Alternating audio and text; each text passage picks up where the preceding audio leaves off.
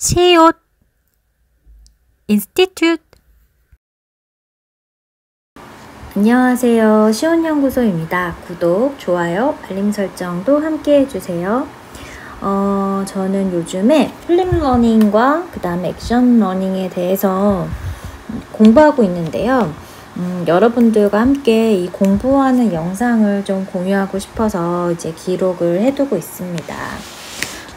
저는 교육학과를 통해서 교육에 대한 아주 기초적인 이론들에 대해서는 이야기를 들었는데, 막상 설계라든지 그리고 코로나 팬데믹 이후에 어떤 온라인 학습으로의 전환의 그 환경에서는 교육학에서 배운 지식보다는 교육공학적인 지식을 필요로 하는 경우들이 상당히 많은 것 같아요. 하지만 교육학이 기초가 되겠죠?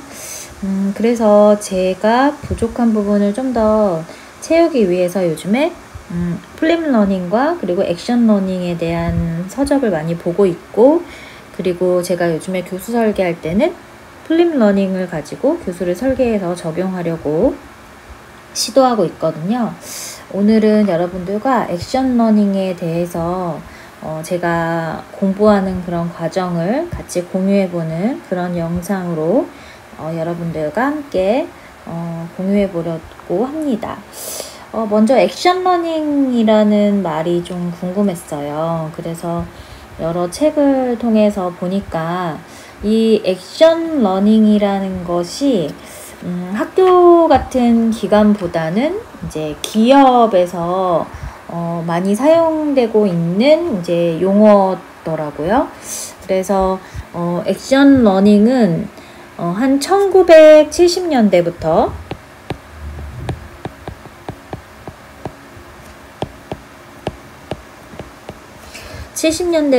이제 좀 두각이 된 것 같고,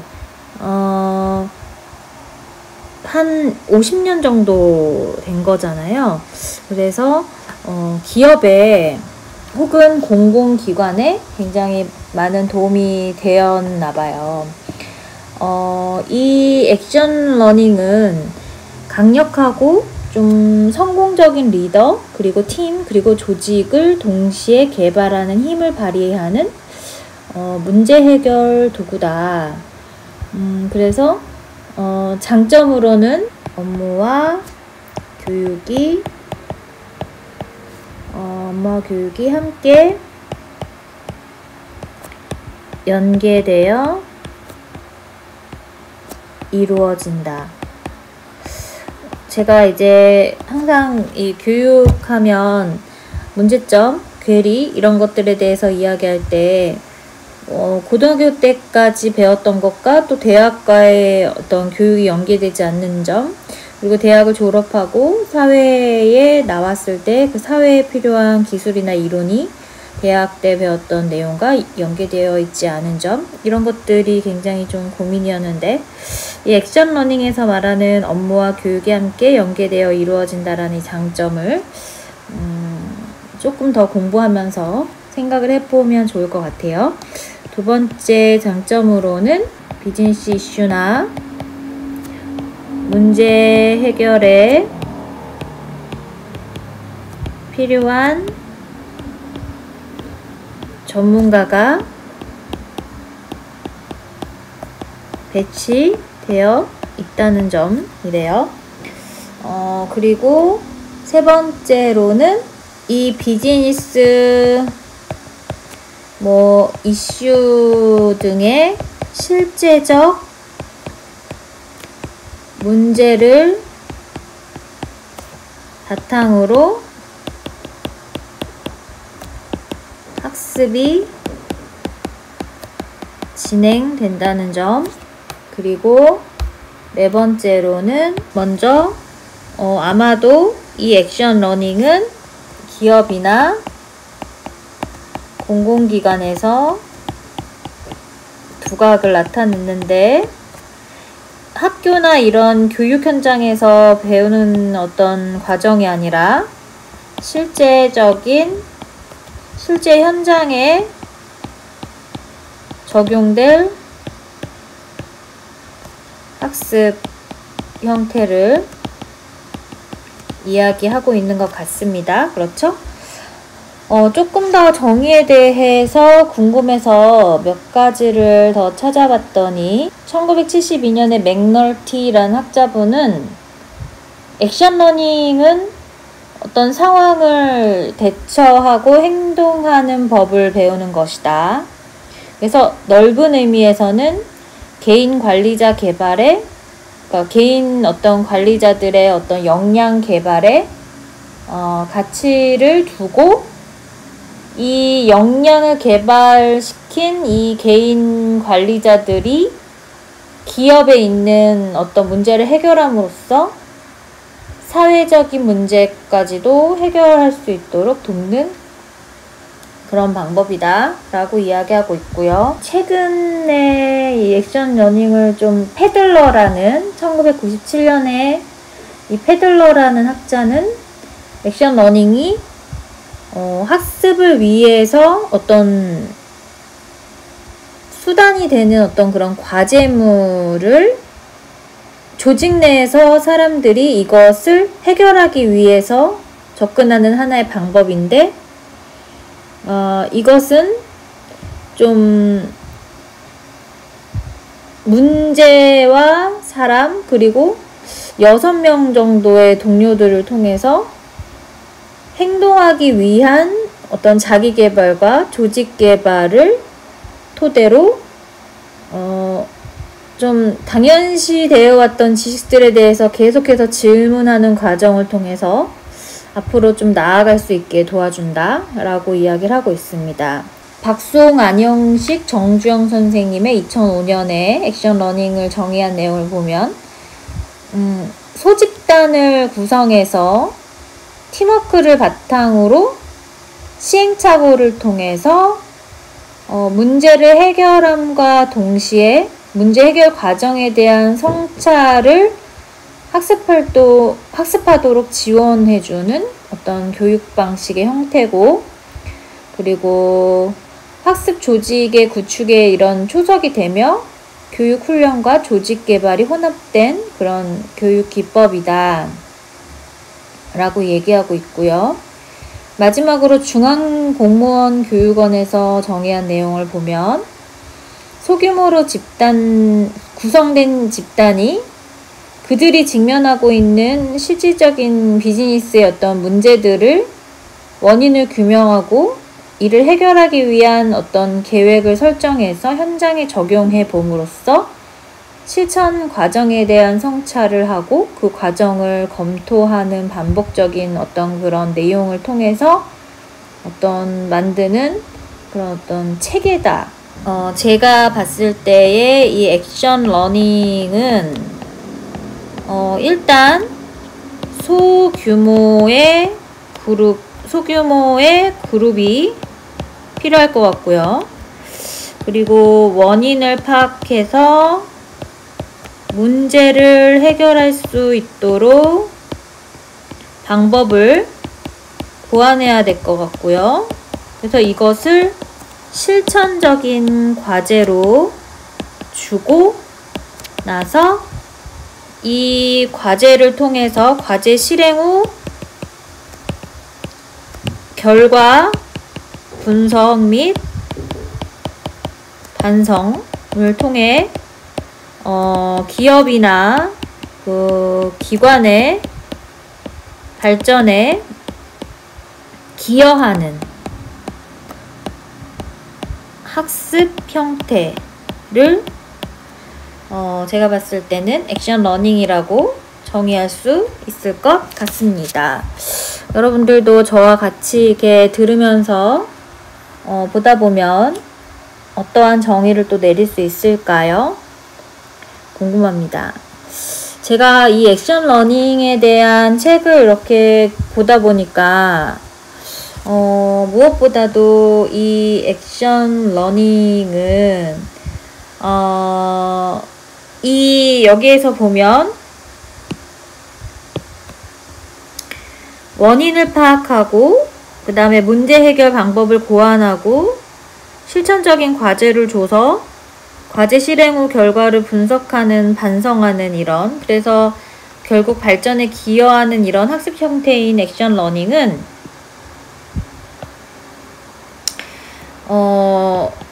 제가 지금 연구하고 있는 디자인 थिं킹과 그리고 퍼실리테이터의 어떤 역할이 매우 중요하게 느껴지는데요.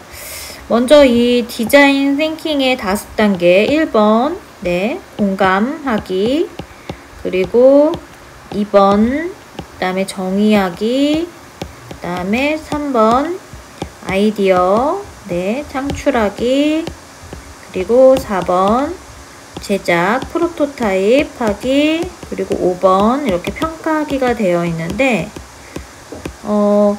이러한 디자인 띵킹 5단계를 통해서 사실 우리는 원인을 파악하고 문제 해결의 방법을 고안해서 실천적인 과제를 만들어서 실행을 해보는, 그리고 반성을 해보는 이런 5단계와 매우 밀접한 관계를 가지고 있는 것이 액션 러닝이다라는 생각이 들고, 하나 더 제가 퍼실리테이터에 대한 이야기를 하는 것은 우리가 이 아이디어 창출하는 과정에서 우리는 원인과 해결책, 그리고 이거를 할 수 있는 실천 내용을 정립하기 위해서 아이디어를 좀 더 체계적으로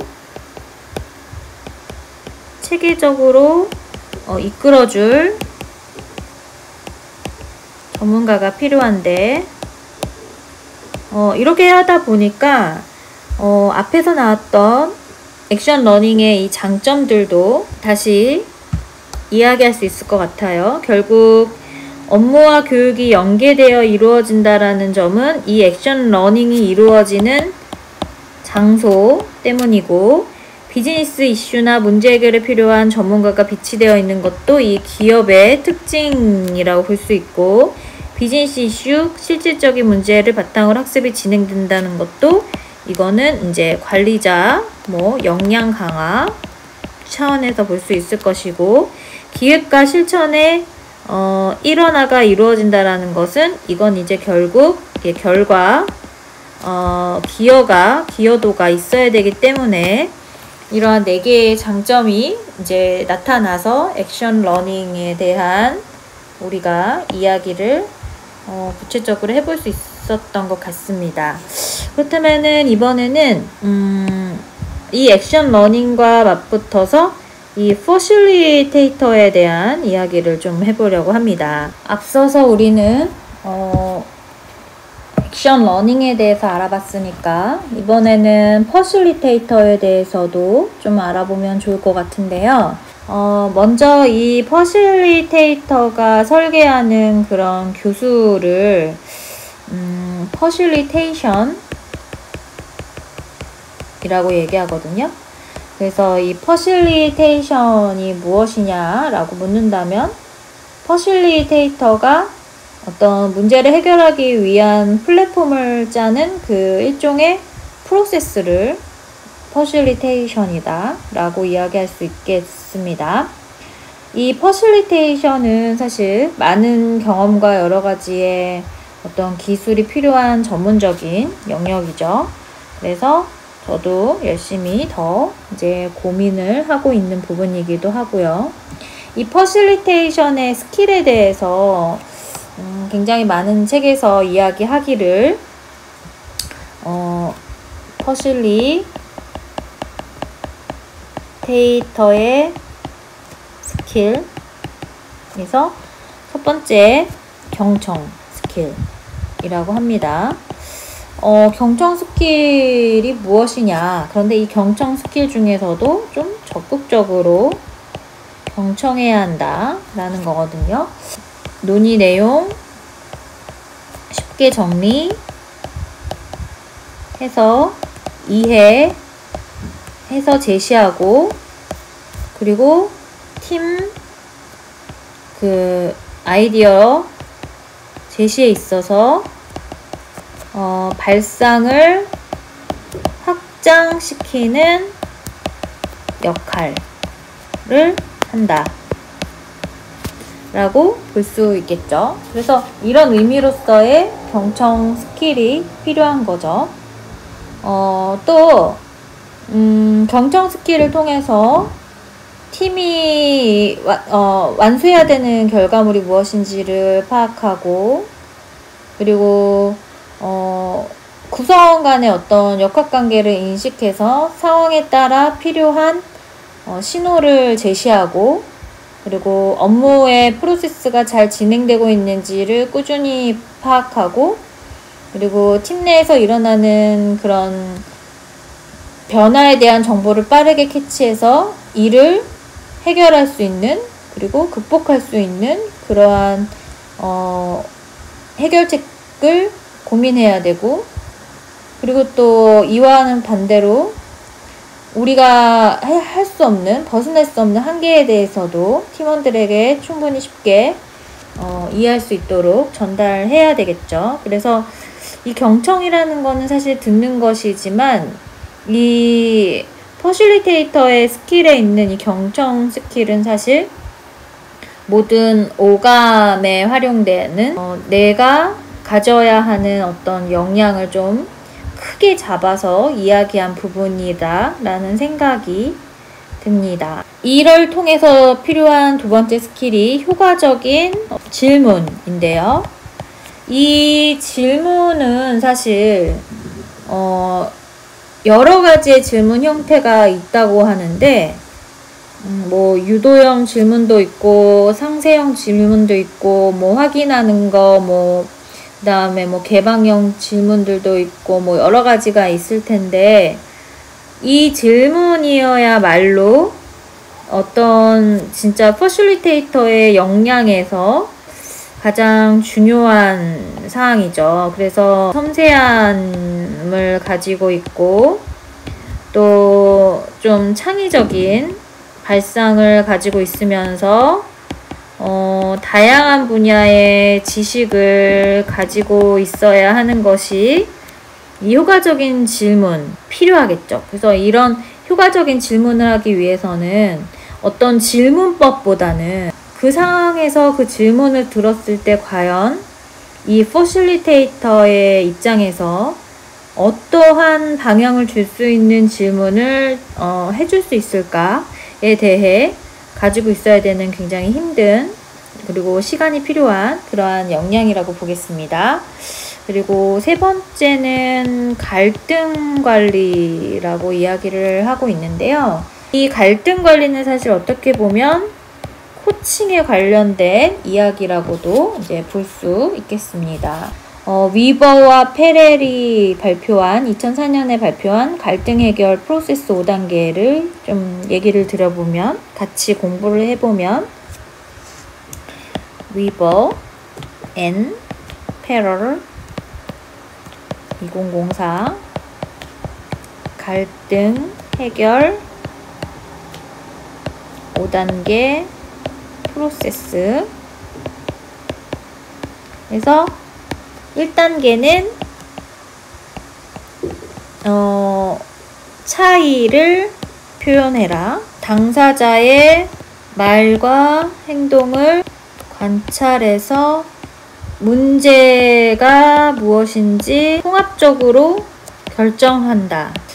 그리고 2단계는 갈등을 인식해라 라는 건데, 의견이 맞지 않는 부분이 무엇인지 확인하고 단계를 추진할 수 있는 기회를 제공하라. 그리고 3단계는 차이를 분석하라. 타협점을 찾고, 그리고 의견이 일치하는 부분이 무엇인지 분석하라는 건데요. 그리고 4단계는 공통점 합의. 일치하는 부분을 통해서 범위를 좁혀서 합의점을 찾아내라.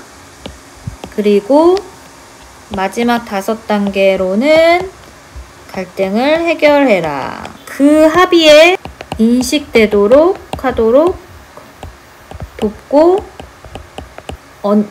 언제까지 뭐 이런 기한을 정하고, 그리고 다음에 할 행동을 결정하는 이 갈등 해결 5단계 프로세스에 대해서 퍼실리테이터가 좀 알고 있으면 도움이 될 수도 있겠다 라는 생각이 듭니다. 어떻게 보면 퍼실리테이터는 그 기업에서 윗사람과 그리고 아래 직원을 연결하는 브릿지 역할을 하기도 하지 않나 그런 생각이 드는데요. 그래서 이제 중간 관리자가 굉장히 힘든 부분이 바로 이런 부분인데, 이런 브릿지 역할을 하는데, 근데 사실 회사에서 이 중간 관리자 역할과 이 퍼실리테이터의 역할을 함께 요구하는 거는 너무 과부하적인 어떤 책임 부여고요. 제가 봤을 때는 이 퍼실리테이터의 역할을 하는 사람을 하나 두는 것이 오히려 그 기업의 건전한 어떤 기업 문화를 위해서 더 좋을 것 같다 라는 생각이 듭니다. 오늘은 액션 러닝의 개념, 그리고 액션 러닝의 형태와 장점, 그리고 이를 통해서 우리가 알아볼 수 있는 디자인 띵킹과의 연계성, 그리고 액션 러닝 속에서 우리가 갖춰야 할 굉장히 중요한 자격인 퍼실리테이터의 필요성, 그리고 퍼실리테이터의 역량에 대해서 저와 함께 공부하는 시간을 가졌는데요. 공부를 하다 보니까 이 액션 러닝이나 디자인 띵킹, 퍼실리테이터 오늘의 어떤 그런 키워드들이 교육학을 기반으로, 그리고 교육공학을 기반으로, 또 기업 교육에서, 그리고 경영학을 바탕으로 이루어진다라는 생각이 들었고, 이게 하나의 역량이 되면서, 그리고 또 기업을 일으키는 이론이 되면서 또 실천 과제가 될 수 있다라는 생각도 함께 듭니다. 오늘도 여러분들과 좋은 시간을 보냈기를 바라며 다음 시간에 만나도록 하겠습니다. 그럼 여러분, 안녕!